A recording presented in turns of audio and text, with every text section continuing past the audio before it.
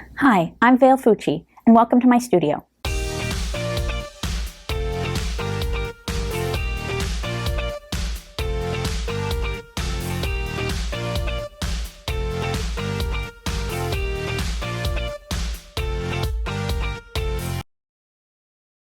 In this video, I'll be going over how to edit your images inside Adobe Lightroom and Capture One.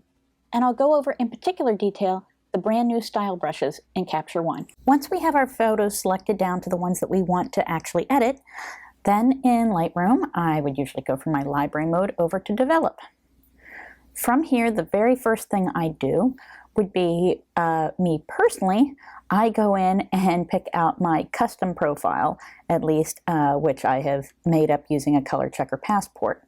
If you have not done that, I would suggest, instead of just using the default Adobe color, that you go through and see which of these, depending on your subject matter, makes the most sense for you, with the different profiles that are in there. You will, and looking at what's hopefully a color calibrated monitor that you have. In the case of this, it's a portrait, so probably you would end up picking Adobe Portrait with it there. So if you look and see Adobe Portrait versus Adobe Color, you can see it gets a little bit better with like kind of the pink renderings in the skin with that, as opposed to it making it look a bit more orangey yellow. Versus if we go over to my one that is, we can see the difference here of Adobe Color, the custom profile. And you can really see a difference there. So if you are a Lightroom user, I highly recommend getting a X-Ray color checker passport to go ahead and make your own custom profiles for your camera, because it makes a huge difference. I use the color checker. So I'm going to go over to Develop. Make sure same settings are applied here. So in this case, I'm picking my custom profile, and I go under white balance. Instead of edge shot, I click on my eyedropper and click on that, and it gives me my custom white balance, which, not too surprising, my lights were at 5500 Kelvin. So I go ahead, and with that, I hit P for pick so I don't lose that one, and I go, and now I'm going to apply that across all the images that were taken in that same light. So I go sync, and I'm going to pick the things I want. In this case it was treatment, white balance.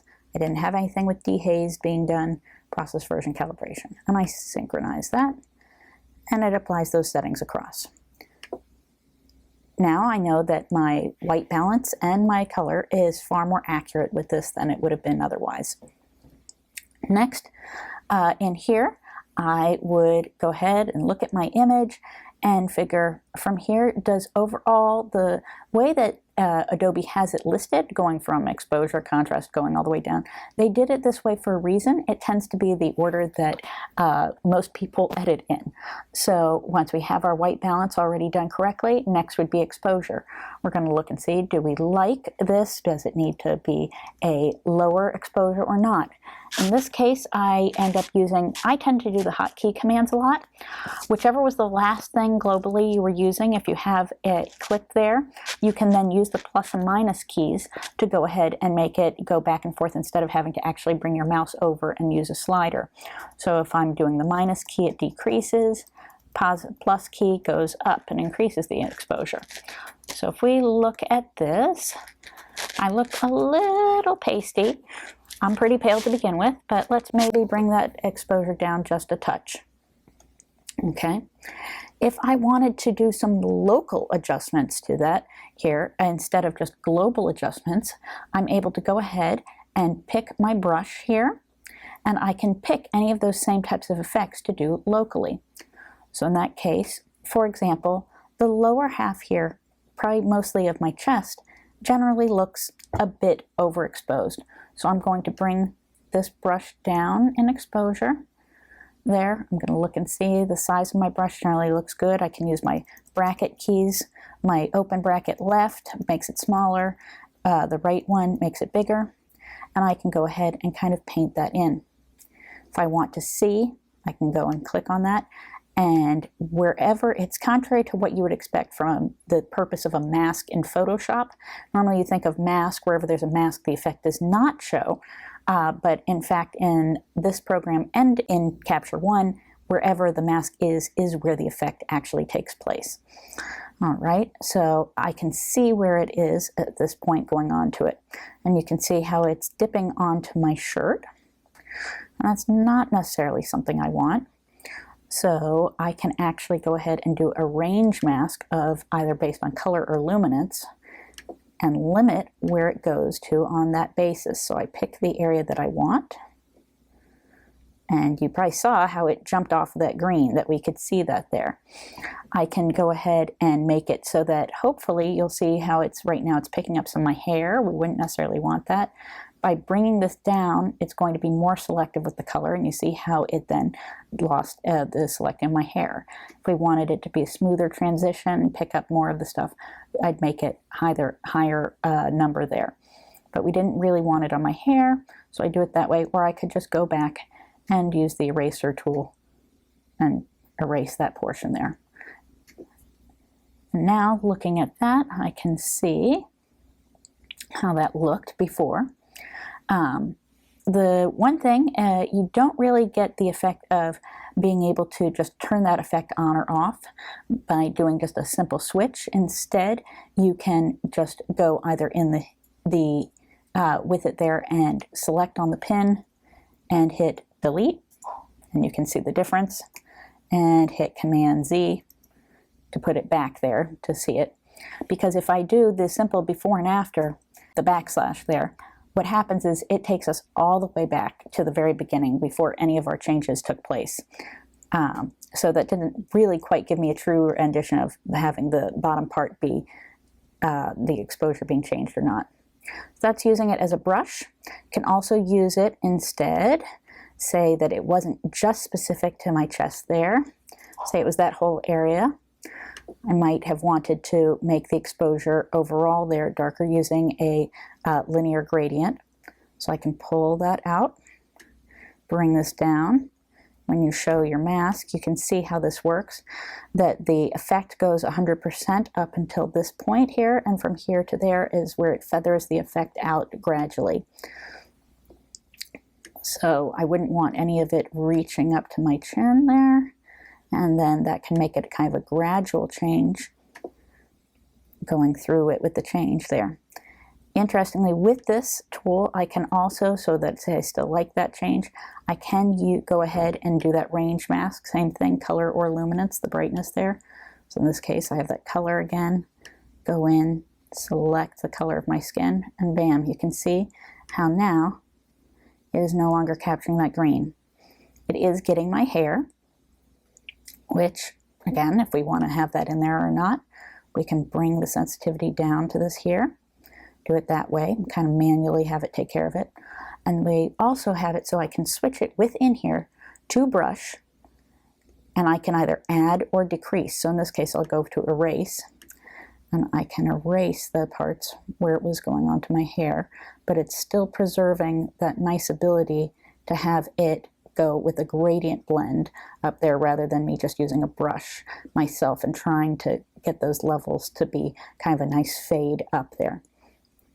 You'll also notice that as we did that with our range mask, that parts of my skin didn't quite fall under those color tones there when we were trying to make it so that the hair didn't get covered. So that's why I wouldn't necessarily want to have it so specific like that, because it's going to give an awkward line there. If we see how that looks of this really odd bit here, we don't want it to be firm like that, so we'll bring that back so it's a more natural blend. There we go. And that looks pretty swell. And I just hit enter with that. Okay. From there, if I want to, can play with contrast. Again, you can do it locally, can do it in addition. We haven't gone over the use of a radial filter. You can, of making the change there, of with it with the radial filter, you'll notice that it automatically makes the effect on the outside edges, not the inside. If you want it to be on the inside, you need to flip it to invert for where that would be. You can change how feathered or rough that edge is here just using the slider in the tool with it there. And I'm not going to show the mask overlay because it makes it a little hard once I have that there to see the changes that I might want to do. So in this case, I might want to bring my face up just a little, because actually right now it's making it be as if it's darkening there. But say you wanted to bring it up just a little more so that your face was the brightest point there in it. Can go ahead, do that. Not make it too much, just a subtle change there. Okay. Can do the exact same thing, and that looks good. I can hit enter there, and now that's looking pretty good. Now if we wanted to go in and do for more local edit type of things there, say I want to do some teeth whitening, you could do it as simply as going in and picking out exposure and saturation and combining those different things. But it does also come just pre-packaged with a teeth whitening suggested thing there. I would make the size of my brush smaller, and I'd go ahead and apply this here. The thing is, once it's on, there's no real way for me to go and change the opacity of that layer to make that effect stronger or less with it there. If I wanted to do that, instead I would have to just be looking, and the closest thing to that would be for me to do would be go, okay, well, let me look at the settings here. It seems like exposure was a little high. I can bring that down a bit more there, make the saturation not be quite as extreme, versus what you may be used to in layers in Photoshop would be that you'd be able to go in and just decrease the overall effect that was on there by just doing an opacity slider versus trying to change the effects back here. The other way you might do it is by doing erase and making the flow really low on your brush and just lightly going over the effect to make it lesser of an effect on there. So we'll see. I like using that show mask part so that I can go ahead and get all the parts there, make sure I'm not missing the edges. Up into there. And again, I like using that range mask of color so that it's only going to apply that to my teeth. And there we go. So that brightens that up a bit. The next thing from there that I'd want to do is go and get rid of blemishes that might be the case. So I would end up using the heal tool is what I prefer. Just in clicking, it's selecting its spots there. If I want to move it to a different selection, I can do that. I can go back, I can change the opacity level of it, but it's each individual one. There's no selecting multiple ones at a time and selecting and changing all their opacities at the same time. I go in, change those little bits here. And notice, seems to be an eyelash that fell there. Good, okay. So those are all done at 100%. Notice down here, some freckles, that type of thing. Now say up here, I wanted to make the this line to be less here. I would go ahead and be doing my heel brush here again and going and finding a spot that was similar, but I don't want to completely get rid of that effect, so I would end up bringing my opacity down.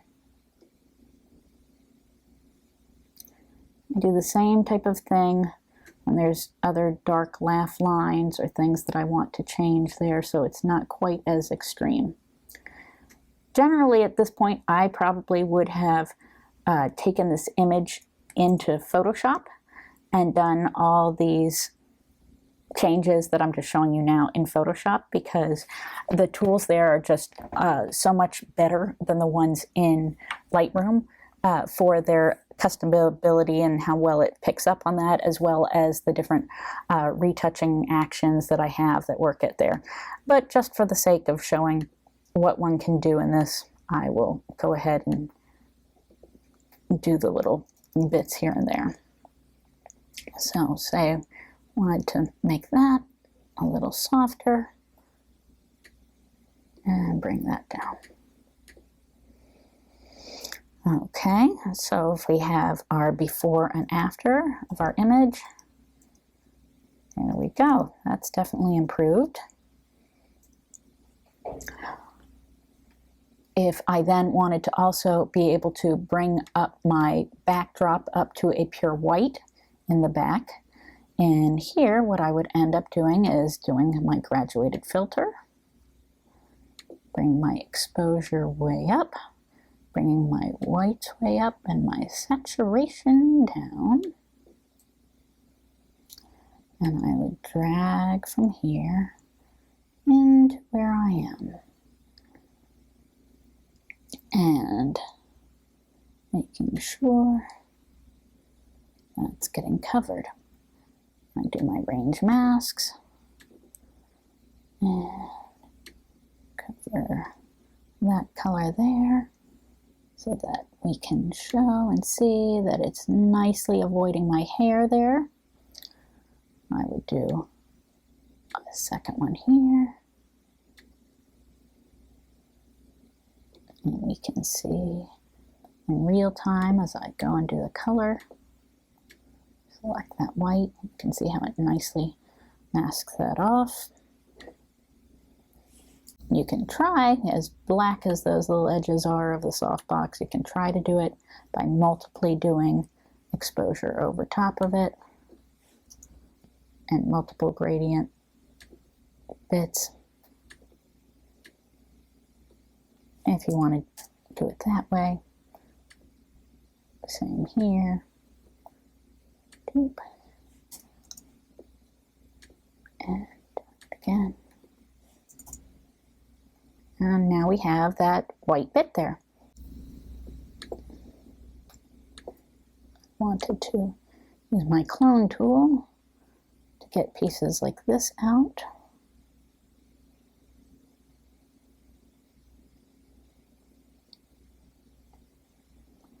You can see that's a very hard edge, no feather, so it doesn't make it very subtle. But if I increase that feather, that makes that edge work well. I like that we can see some space coming through there. I did a nice job selecting that. And let's see down here.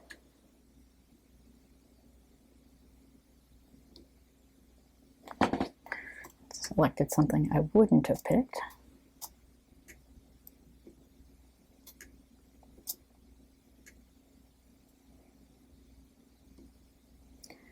In this case, the feathering needs to come down quite a bit. And the neat thing is, I can also see the difference of choosing heel and how that goes, which is more blending than with the clone alone, with how that would look. I actually thought more convincing by a bit.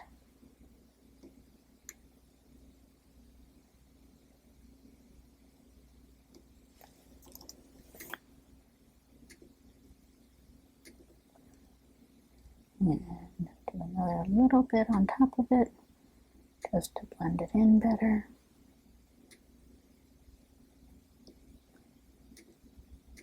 And then, to make it really cohesive, I'm going to have to burn some of that in here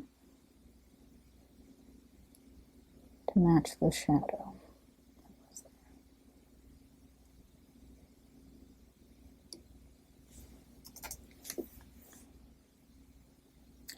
And then here, This one is a little hot and bright. I'm going to bring down my highlights.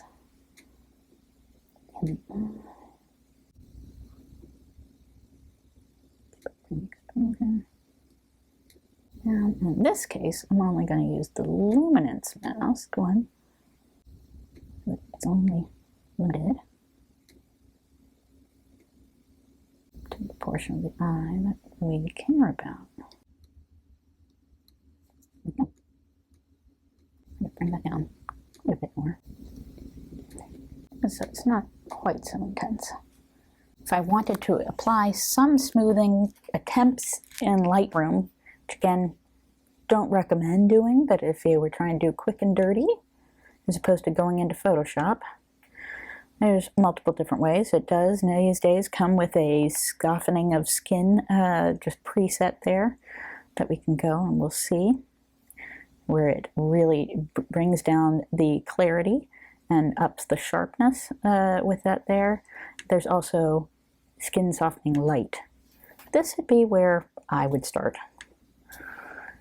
Make my brush nice and big, and you can see where you're applying your effect.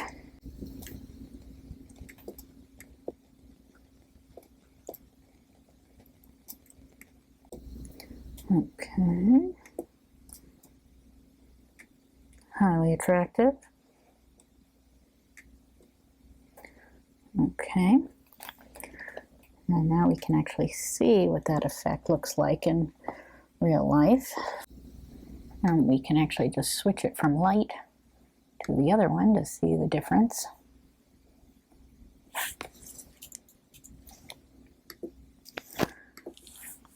And I think it's done some, but it has really just kind of overly smoothed out the cheeks. You could go in, try to delete some of it, kind of lower some of the different factors is another way of going about doing it. Really quite a difference there between those two. That was the general skin softening there versus the light version. We were doing it at a 47 flow on there. We were not doing it where it's super heavy. If I go ahead and put it at that 100%, and you were going and applying this effect here, you're going to notice it's able to go much heavier this way.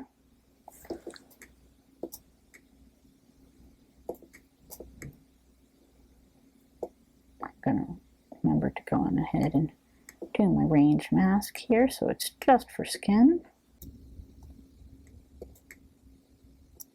Go ahead and make sure we're not smoothing out my teeth.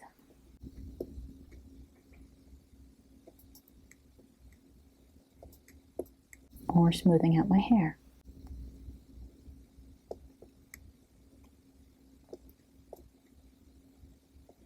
Okay.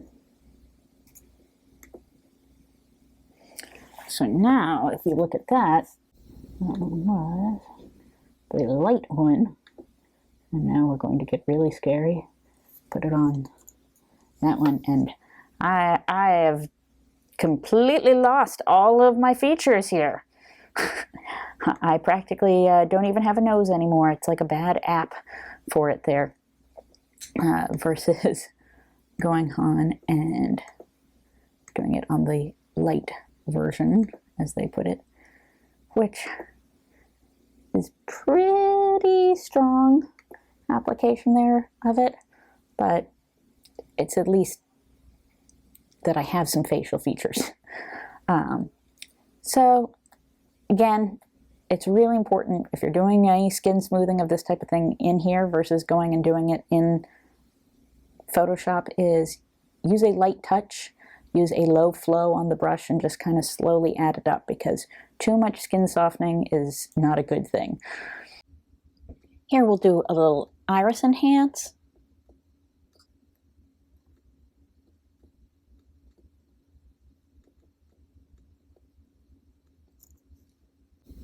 And this day I happened to forget to put on some lipstick, so we'll go in and be able to darken down my lips and add a little color.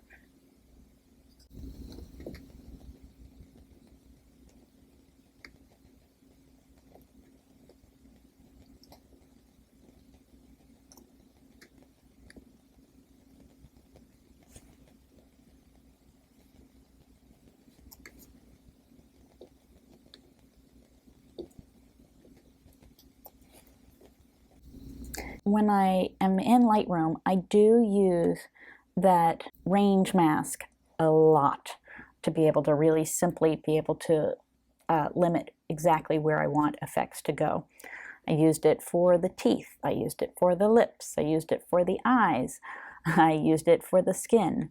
It is an extremely useful tool to have. So here's the before. And there's the after. Quite a difference, I would say. For a simple crop, I have my different choices here of just pressing that. And I can go ahead and pick the different ratios. Say I want to do a square for this. Bring this in, around, and down. Great.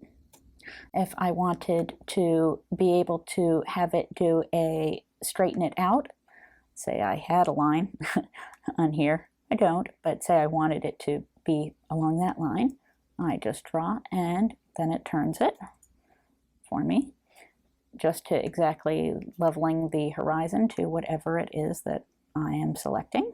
Simple as that. And it has an auto straighten, but there's nothing of lines that it could be really using to straighten on. That would need something architectural. I can still go ahead, easily change it.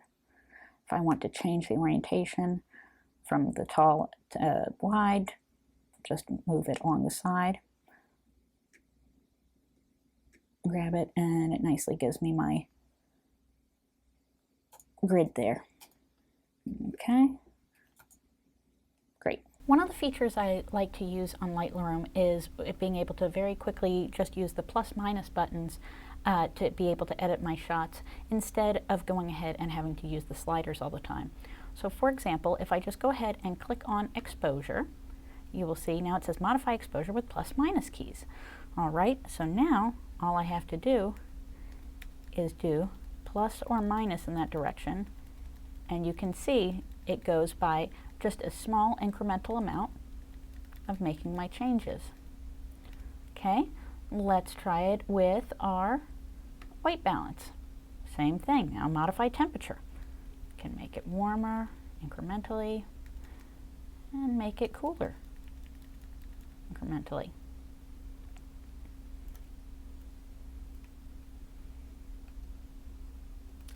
Okay, I can go ahead and with all these same tools that are all over here, all the same things apply. I can do the same thing with contrast. Plus, plus, plus, plus, plus, minus, minus, minus. It makes things very quick and easy. Now let's see how we would approach all these different edits in Capture One.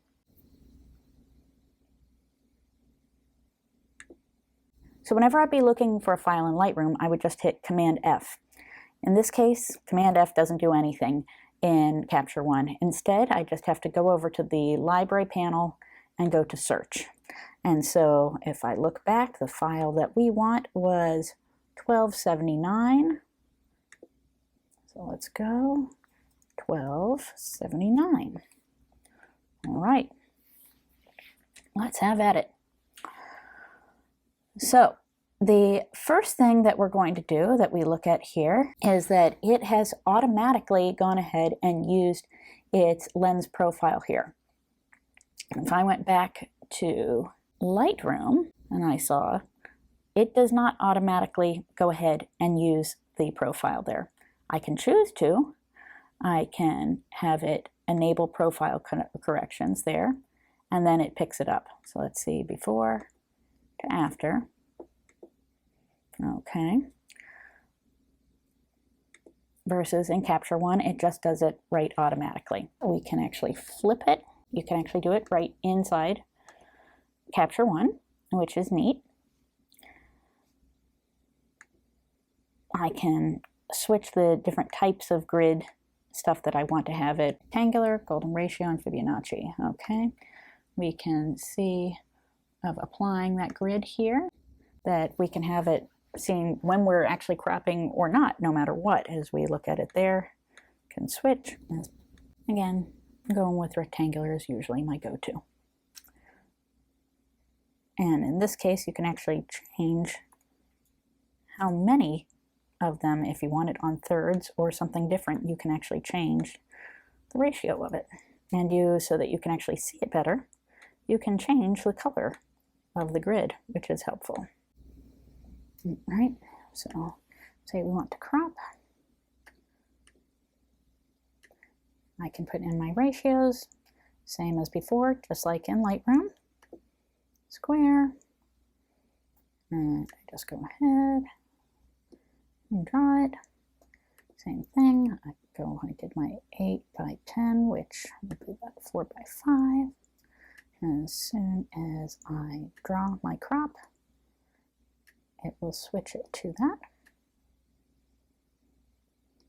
There we go. And I just hit enter to lock that in. So that's all the basics of what's in here in that first little one of lens.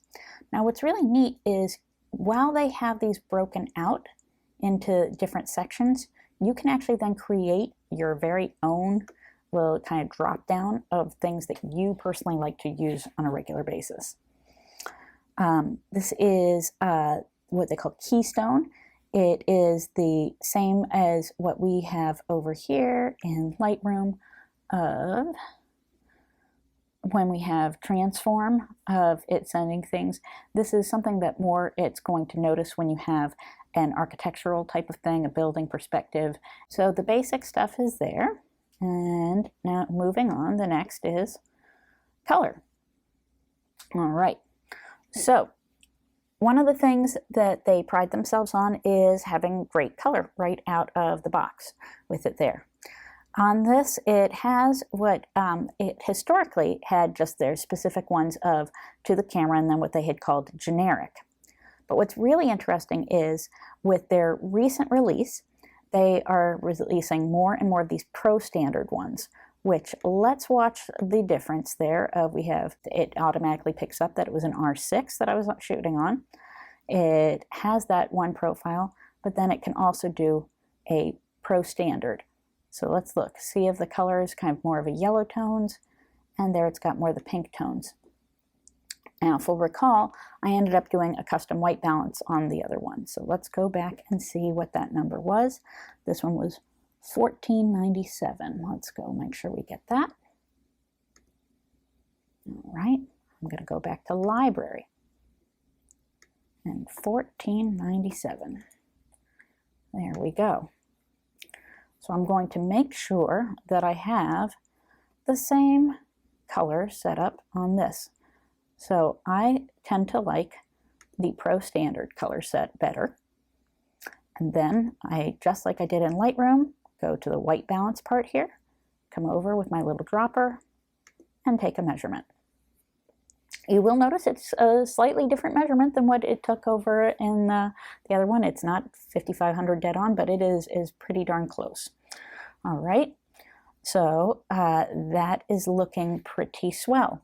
Now that we have that though, I'm going to take my filter off and I want to make sure that I star this one as a 5-star so I'm able to find it easily. And we go back to our filters here, 1279, and give that a 5-star rating too. So now I can select just to have those two images that have the 5 stars. Okay, so now I can go and I have the adjustments that I made here, and we made our white balance change, remember? All right. And I go back and I'm going to press my cursor to be able to move, view things without going and inadvertently clicking on white balance all over things. From here, I will then want to be able to transfer that over to here. So what I'm going to do is I'm going to this little one up here that looks like a little clipboard. And here I'm going to click on, because I'm selected on that one, I'm going to click copy. And then I'm going to make sure I am copying what I want to here. I love the camera profile, yes, and the white balance. None, anything else? Nope. So copy. Then I'm going to what I want there and hitting apply. And so now when I look at this one, it should have, yes, the exact same custom white balance that we had here done, and it has the same ICC profile that's done there. It has coordinated that. Now let's say I had more images in there than just one I wanted to copy it to, and I needed to do it across the board. What I would end up doing, let me just come back here to library, make it so this is turned off.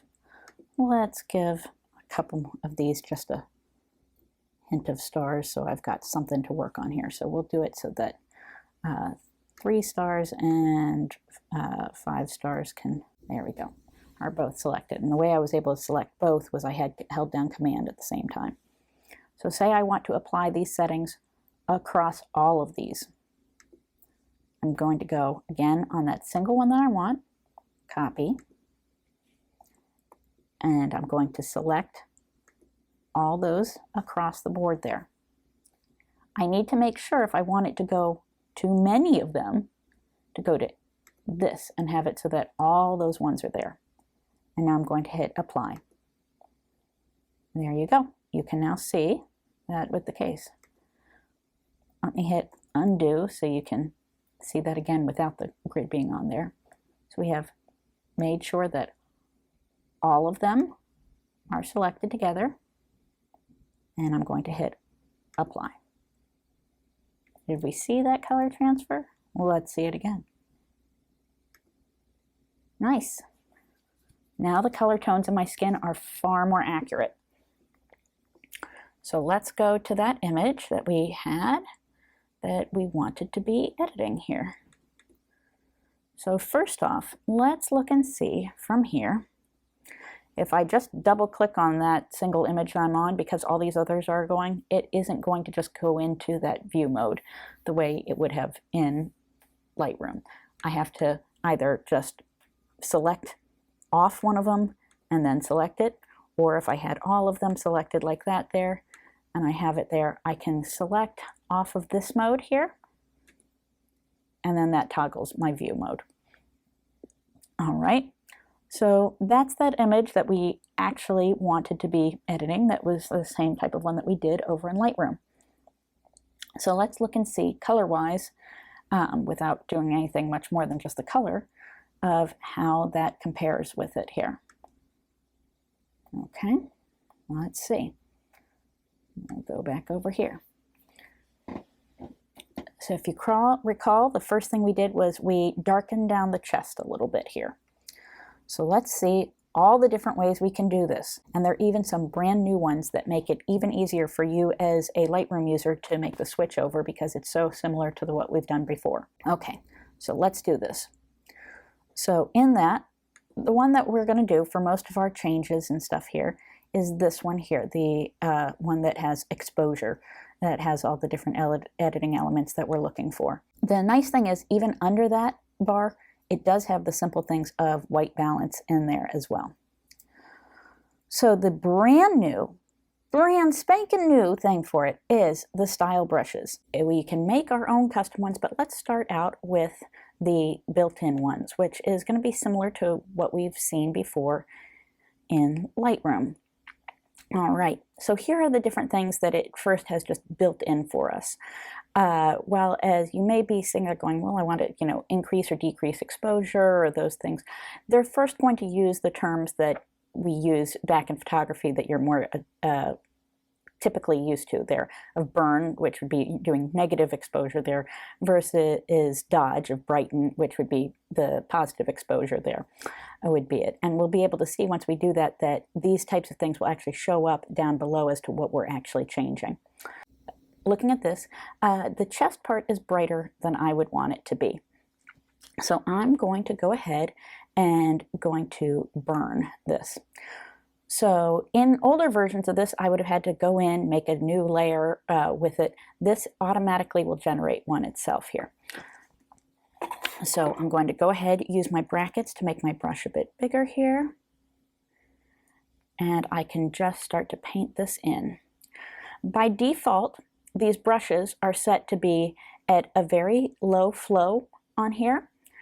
I can see what my different things are for this by just right-clicking with this here and seeing, okay, I have my flow. It's currently at 4 right now is the default. So to really slowly add these effects on, for me, I'm going to move this up just a bit here. Okay, and we can see how that is quite a lot darker than we needed. So you can see why they had that at such a low amount there. But it makes it easier for me to see where I'm putting this effect on. Okay.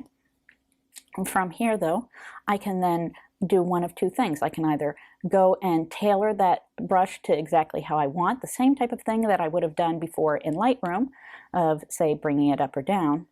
But I can also, if I just tweak this back to where it was of that 0.2 they had, I can go ahead and, because this is on a layer itself, I can click on that and change the opacity of it here, which is really nice because I can have so much more control over that instead of having to just go in and tweak the like individual little bits of the brushes hoping that it comes back and forth into the amount that I want. So it makes it more like the layers that we're used to in Photoshop and being able to bring this in. Now, that being said, I can also go in and erase some of what I've done. So if I just go up here to my erase mask tool and I bring this up and to erase and I right click, I can then choose my flow on that as well. And in this case, I'm going to have my flow be really nice and low so that I can just go ahead and eliminate some of this. So don't need it as much here. Bringing that down a bit. Here we go. Good. And I can press M for mask so I can see where it is. And then I can go back to my brush. I can also just press B for brush. Bring this in. And I can right click and bring my flow down a bit so that I'm not in as high a level as I once was there. And I can also, from there, even pick to auto mask, which I'll show you in a moment. So if I go ahead and just erase what I have here right now, and I'm going to put that at full flow right now. Okay, I can just erase that bit that I had there. We can erase that here. All right.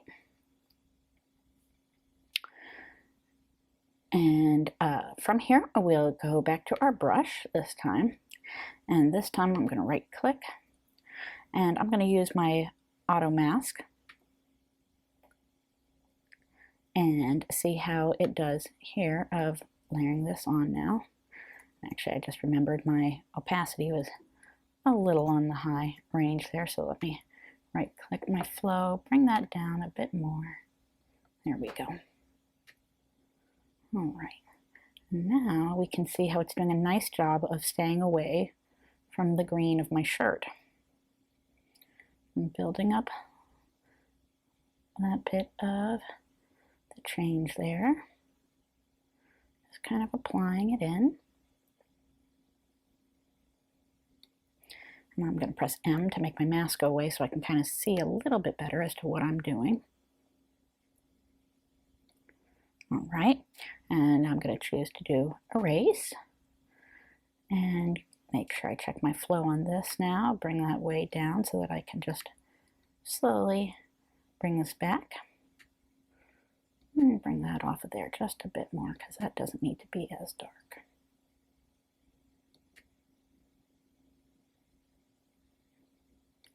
You can see that coming up. Press M to see, okay. And it looks like I need just a little more, kind of in the center here. That was a little right there. Okay, all right. And we could see what if it was on full there, which is just way too much, but I'm going to bring my opacity down so that here would be with it with none. And I can just taper that in just a little bit, right? Maybe just a scotch more. Perfect. Can also see how I can easily clean this up by using the Luma range there and going in on this layer and pulling this so that I'm not getting those darker portions as much with it here. Good. And range is going to go. I'm going to display the mask so I can see it. And I'm going to bring this so I'm not getting into my hair as much. I'm going to bring my radius up so it's a little more choosy here as to where it's going. And bring my sensitivity up just a scotch more. Okay, now we have a really nice smooth selection with it there, and I'm going to hit apply. Okay, and now we don't have it going in as much on the hair. So if we see from before, there it had darkened it, and if we reapply our change there, so you can see quite a good difference there. All right, so we've gone in and darkened that up there. Now let's say that we wanted to make a spot of going and addressing my lips here, because I forgot to wear lipstick when I did the shot. Let's see here. You could, on this individual layer that you had, go in and be able to use your brush and start painting in the same type of effect. But in this situation, I may want to be able to change the opacity differently than I wanted on that effect here. So I'm going to press Control, hold that down, and click on it and use on New Layer, so that I now get a separate darkening or burn layer that I can use here. So let me go ahead and zoom in nicely on this. Let's look and see on auto mask so nicely. Hopefully it'll be kind of limiting it to just the lip color is what we're aiming for here. All right, I'm going to bring this in.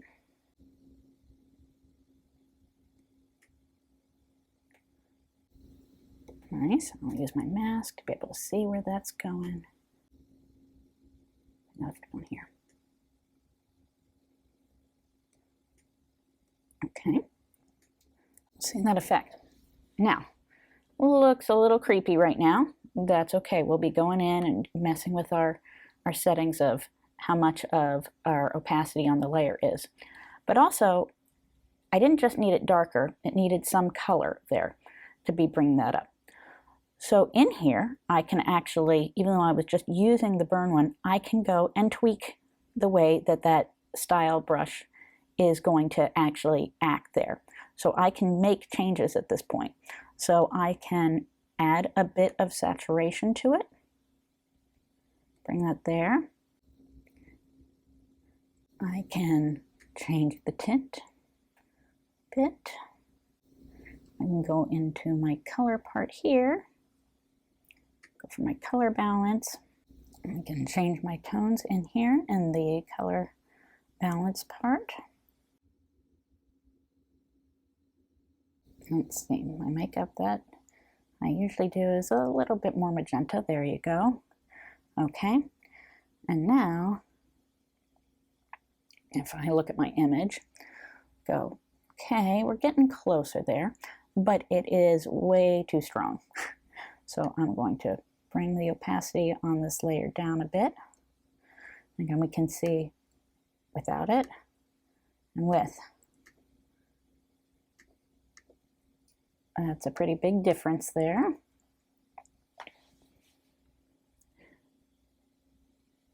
I'm going to look at my mask and see that I need to add just a bit more, probably down into here.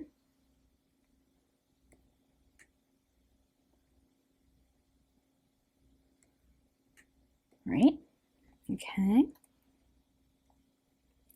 And then what I can do is I can go ahead and use that Loom Arrange tool again and display my mask and bring it so that we don't have any concerns of it going into my skin.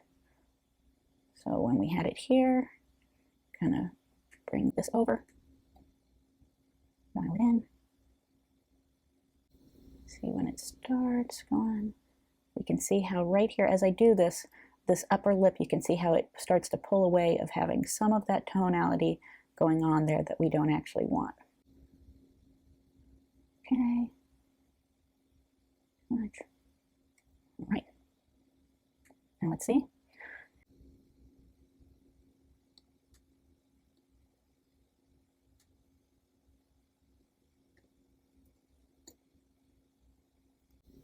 There we go. We'll bring that down just a scotch. And I think I want it even a little more subtle. I'm actually going to, all right, just that little bit of rosy cheek.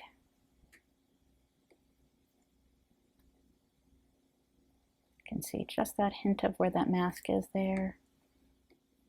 And if we turn it off and on, you can see that bit of difference there. That's giving a little bit more life to me. Okay, let's see what other style brushes we have in here. Now, the limitation is that you only have 16 layers that you can use. After 16, you top out with it there. But it is so nice that it's customizable like that for each of those, of having those opacity changes. All right, let's go to our brushes and go here to see what other wonderful ones we have in here. All right, let's try our Iris Enhance ones here. I'm going to bring my view in much clearer, and let's see the result as we go ahead and do this one here.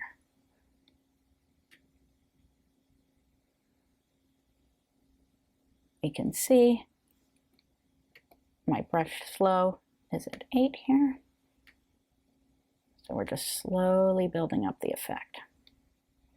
Okay.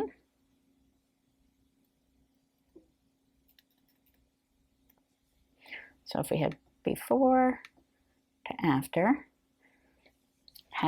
let's go and see what things that was turned on with, of increasing contrast, bringing up the shadows with it there.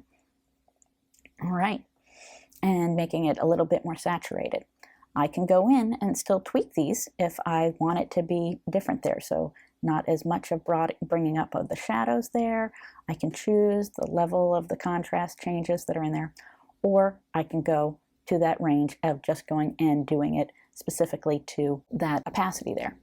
Now let's look at what we had there with what I was selecting, and let's look at what I had before. I was using Auto Mask at that point. Let me take off Auto Mask and see as we go around and bring this in.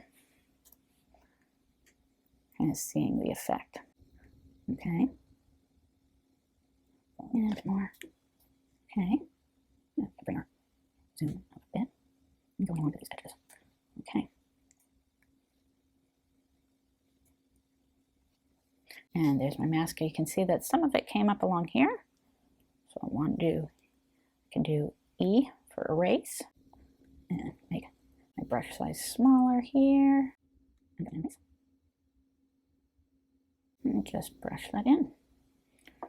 Okay. Okay. Oh, that's highly flattering. Let's get rid of that view. Okay, and now we can see with the Iris Enhance on versus off, how it's giving that little bit of pop there with the contrast being up higher where they had it with it on the default. And I can also use my layers to dial that effect down or up with it there.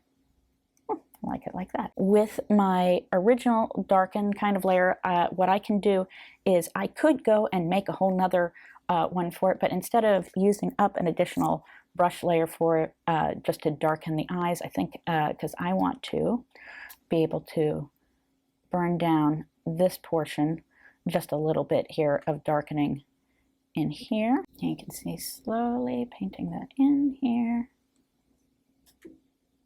And if you recall, we had it on that kind of light luma range there.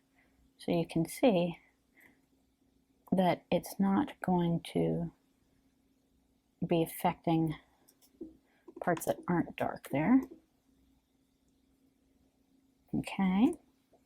And so now if we look, we can see the effect of how bright that is here, just a little bit taking down the levels there of the brightness of those highlights in the eyes.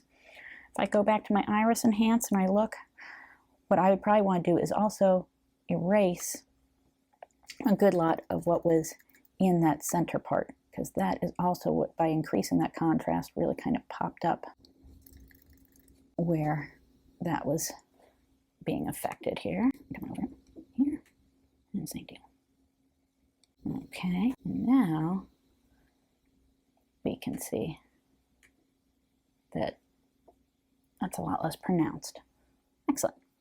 Okay, next is whiten teeth. Who doesn't need that? Okay, let's go in and whiten my teeth.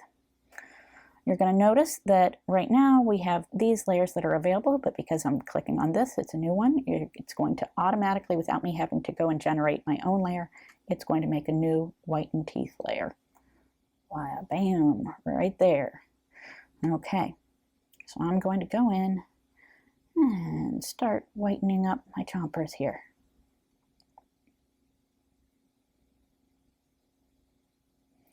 Okay, I can see by pressing M to get my mask back to see exactly where I have that applied. I can select, in this case, I'm not going to choose auto mask, but you could. I'm happy to see where it goes generally as I'm applying this. I'm getting this on here. Okay. Let's look and see. All right. That looks pretty good. All right. I will go and just do with a soft edge, make my harness very little. So I've got a nice soft edge there. Oops, a little too much. To go in and get it so it's not edging into my lip as much.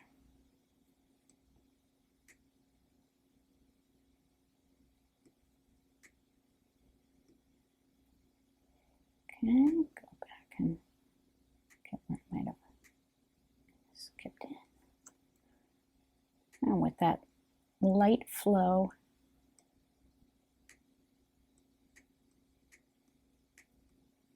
it doesn't make too much of an impact when you go along the edge there. I'm going to tweak it so the hardness of my brush is much softer here.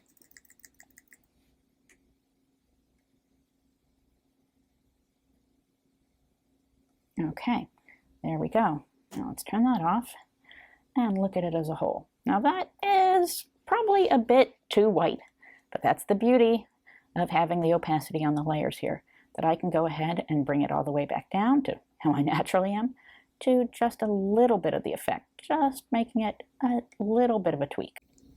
All right, now let's go in, and I want to clean up some of what's going on in here. The first thing I want to do is lessen the appearance of this line that I get when I smile. So I have gone ahead and picked a healing mask that I'm going to do. All right. Draw this on. So I'm going to make this smaller. Make my hardness quite soft here. All right.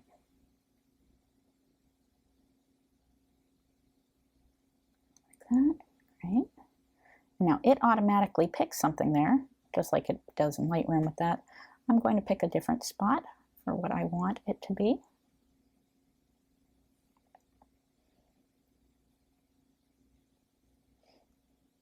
Okay, I'm gonna add a little bit onto that. Up and around.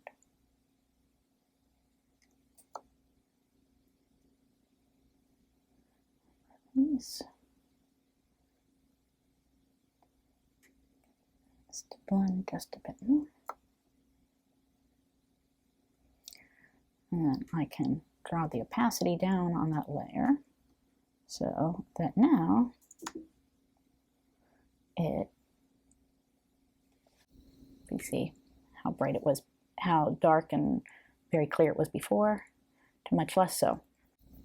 I can go in on that same layer, make sure I'm not selected on any of these so that I'm not pulling from another location here. I want it to pull from a new spot there. Okay. And we can see how that's totally gone. Great. Let's see as we go around here.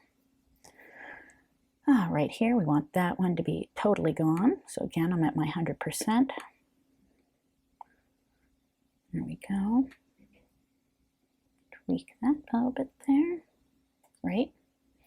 Now I want to slightly lessen the appearance of these here, but just a tiny bit. So what I'm going to do is make sure my flow is quite low and carefully go like that. Oops, I think I was stuck off that. All right, I can make a new spot. There we go. And here. Great.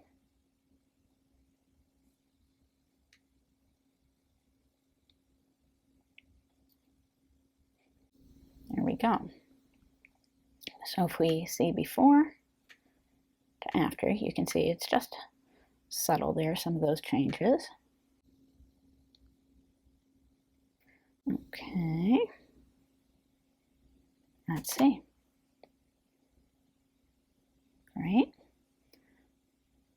I'm going to just slightly bring this up here in tone. Again, flow is really nice and low.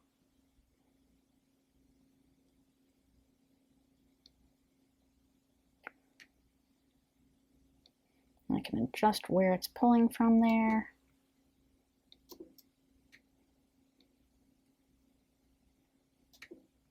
Coming over here. Just getting that little touch of softness in there. Okay. Where did that pull from? All the way down there. I will pull from a different spot, I think, from that. There we go.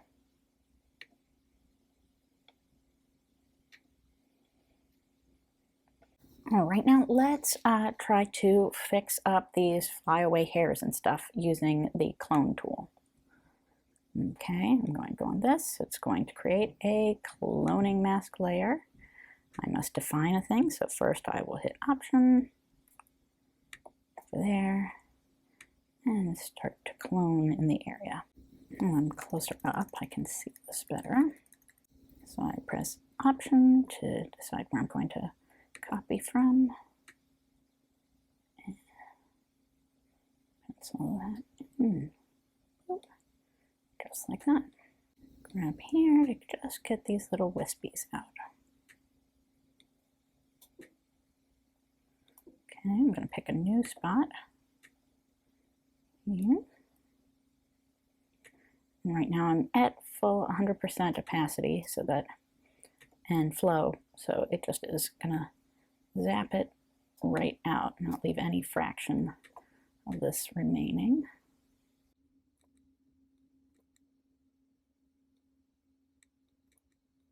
Okay.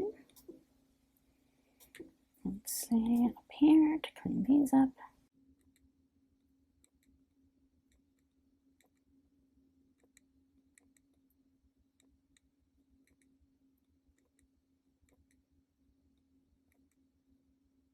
Now you can see I went a bit too much into the hair there, so I can hit M for my mask. I can see that. I can come back into Erase. And I can do that. I've got my flow really low there, so let me go ahead and bring that back. That was a bit much. My hardness is low, but my size a bit bigger. There we go, just soften that up. Okay, great. Back to my clone tool. Right.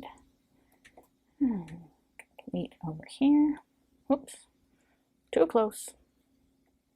Could have just gone and erased, but I would.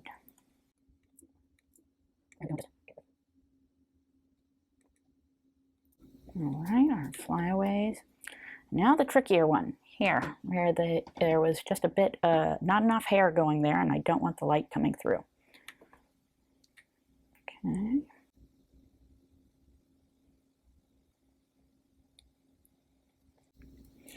Oh, I find that a little too harsh. I'm going to go ahead, bring my opacity down on this. And let's try that again.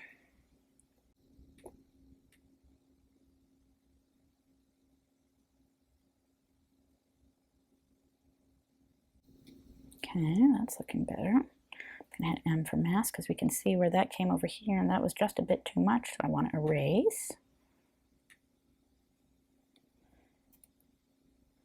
I can see what I'm doing here.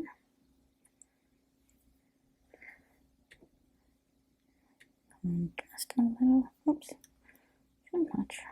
Like a fresh little spot there. There we go.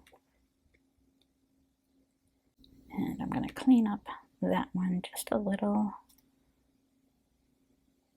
Erase. Just a little on the edge. Make a much smaller brush here. Zoom in a bit more so I can really see what I'm doing. There we go. Okay. There. Oh, we got a couple more spots we might want to just clean up here. Come and clone.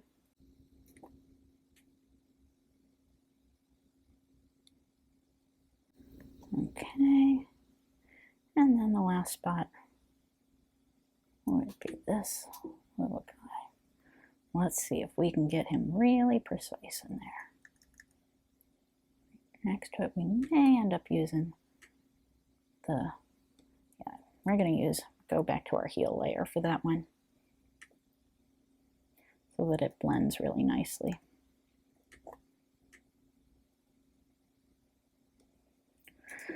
And I just realized I want that to be on my flow 100% for that, so that it completely just knocks that out. I go ahead and do that. Let's see, close. There we go. Do it in kind of piecemeal fashion here. I think it's going to do a better result. That is correct. Okay.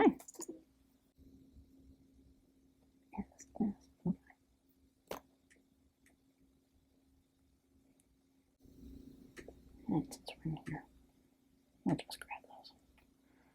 All right. So that's cleaned up quite a bit. Another little fun tool that they have, you can change the size of the spot by using the brackets, smaller or bigger, is the spot removal tool. And then you can do this on your background layer without having to make yet another layer there. So for example, if I want to get rid of this, I would need to make sure it's large enough there. And I just click on it. And there it goes, it's gone.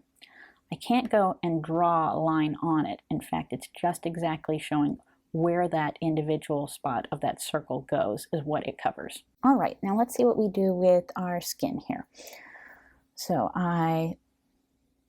before it was over here, and now we're going to go into color. We have basic, advanced, and skin tone. I'm going to go ahead and pick my little eyedropper and pick an area of my skin tone.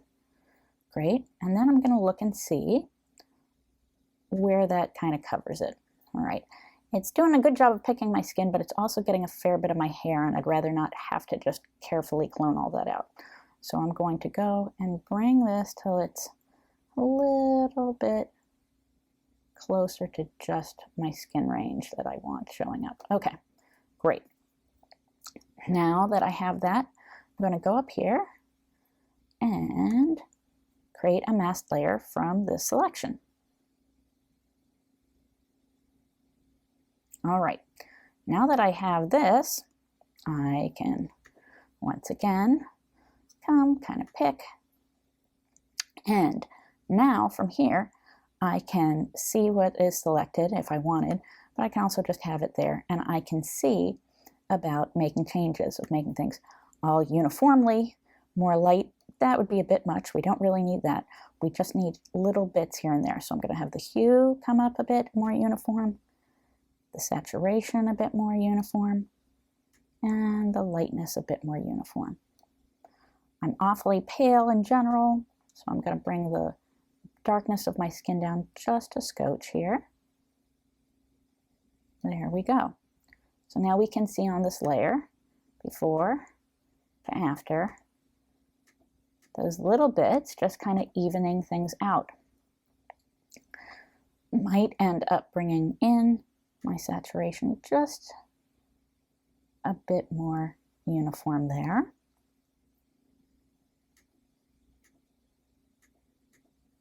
All right, and I'm going to want to look at my mask and go ahead and erase places where I don't want these being applied. So for sure we want this to, we did a pretty good job having it mask off stuff in the first place, but we're just going to be doubly sure. I'm going to make my flow 100% and go and bring this around here.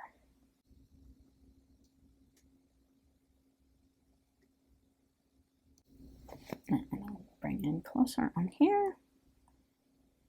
Same thing on my eyes. I don't need it right here.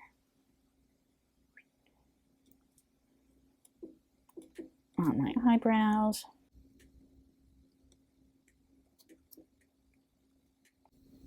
My hair here.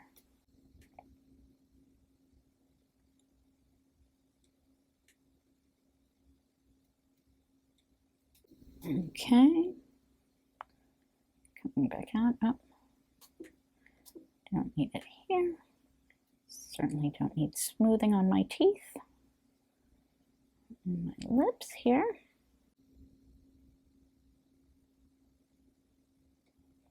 But Vail paint back in where I kind of went too far.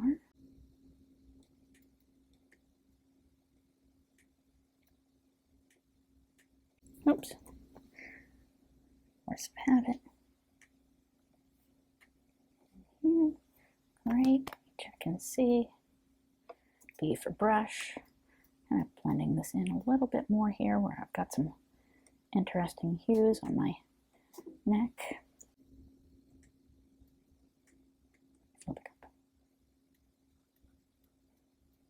It's hitting all those points.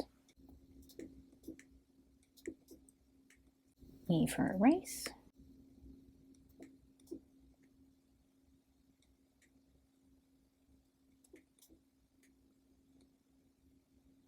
All right, turn our mask off, and there we go now. So if we see our layer from before to after, it just kind of evened things out a bit.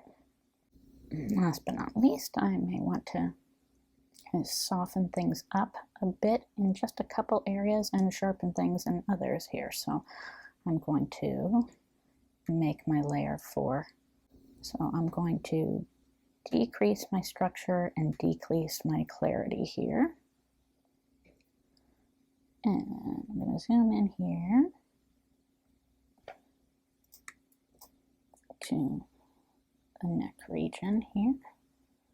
I thought that was just kind of full of freckles and bothering me there. Again, that's, I'm doing this at full on because I wanted that to kind of really blur out quite a bit. And then if I want just the tiniest bit of softening to go on here on the skin. I can make my brush much larger and paint some of that on here.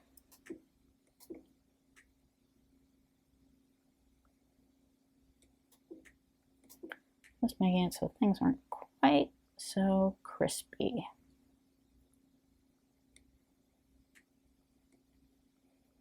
Okay, we can see that layer with it. See how you make out every single little detail of it too. I still have skin texture, but it's not quite so specific there. Okay, let's see again down here from before, after. Okay, but the key is I do not look plastic. I still have skin texture, which is great. Down here, I will go back to my heel layer and adjust in here any that were missed. That wasn't sure if it was going to get picked up when we did the skin smoothing or not. And there we go. Last little bit in here. Great. And that looks pretty swell.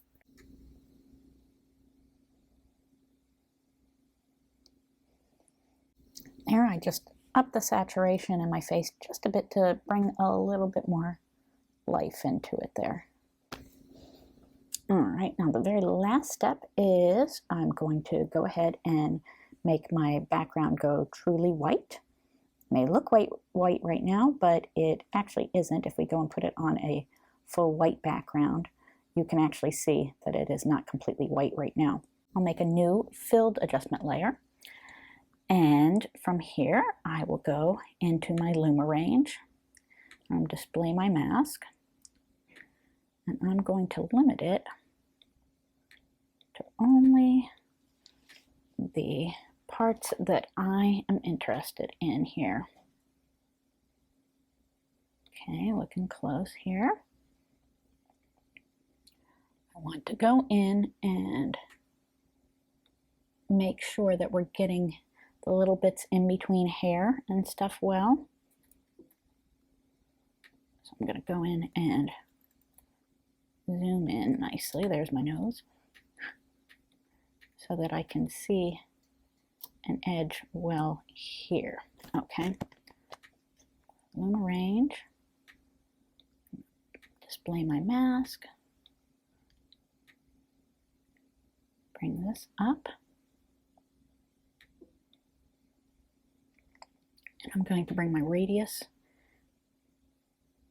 increase it so it gets those little bits now we can see in between here. Increase its sensitivity.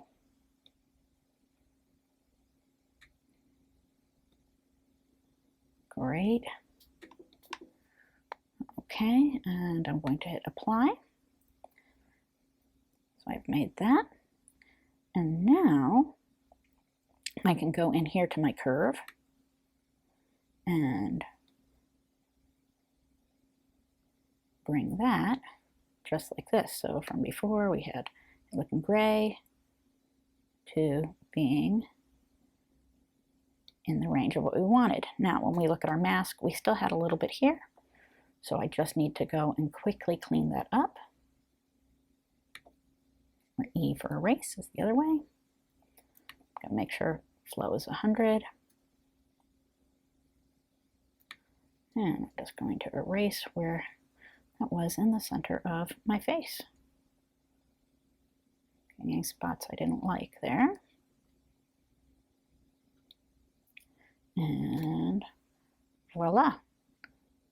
Now I'm nicely made to be on a white edge without it looking completely harshly cut out. If we look at it there, if we want to make that even a little slightly softer transition, we can go in, bring our flow way down, and slightly erase that edge to just bring the edges of the hair back just a scotch.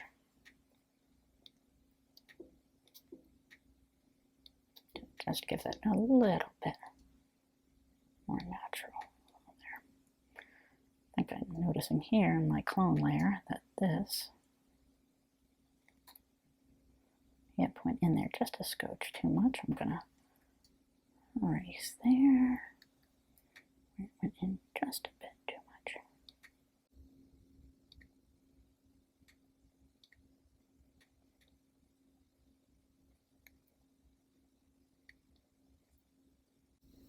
There we go. And on my clone layer, I can also go 100% and I'll copy from over here to get rid of that great big portion from the softbox. Now to clone out that softbox.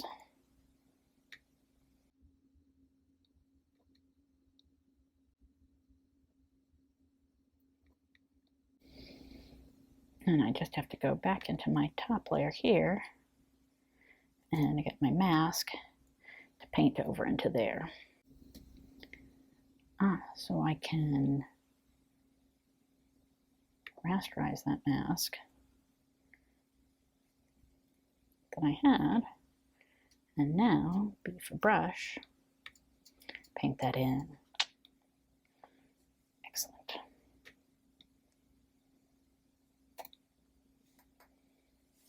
There you go. Now in Capture One, they have speed edit. With that, you need to have your speed edit keyboard shortcuts. And now we can see both the shortcut keys and speed edit keys. When I click on speed edit keys, it shows you what these are. You can go ahead and change these as you see fit, but why don't we just start with using the way that it's already set. So the ones that are the most common ones will be your exposure, contrast, brightness, saturation, these ones here. All right, so let's go ahead and do that. I will go and do Q. And if I hold down Q, now I can either use my arrow keys back and forth for changing my exposure back and forth with that, or I can go ahead on my mouse and do it side to side or up and down to be able to vary these. That way I don't have to go and take those mouse clicks and go into here, click on the slider, and move things back and forth. All right, we'll take it back to where we were for it. So again, if I want to see what those other ones are, after a while they'll become second nature to you. But we'll go to Edit Keyboard Shortcuts, Contrast, okay, W with that there. Let's see, for me, a common one that I'd need to do is bring my highlights back in. Okay, so that would be A. Holding down A, you can see it now brings up at the bottom this little slider that lets me know I am in that speed edit mode. Okay, so I can bring my highlights down. Oh, you can see how my backdrop is starting to come back in there. Or I can bring it back up. Okay, or just return it to 0. Right where it was, in the center. Okay, and those are the basics of editing in Capture One. I hope you found this helpful and that it will have given you the confidence to try it yourself. In the next video, I'll be going over export settings so you can share your images with the world.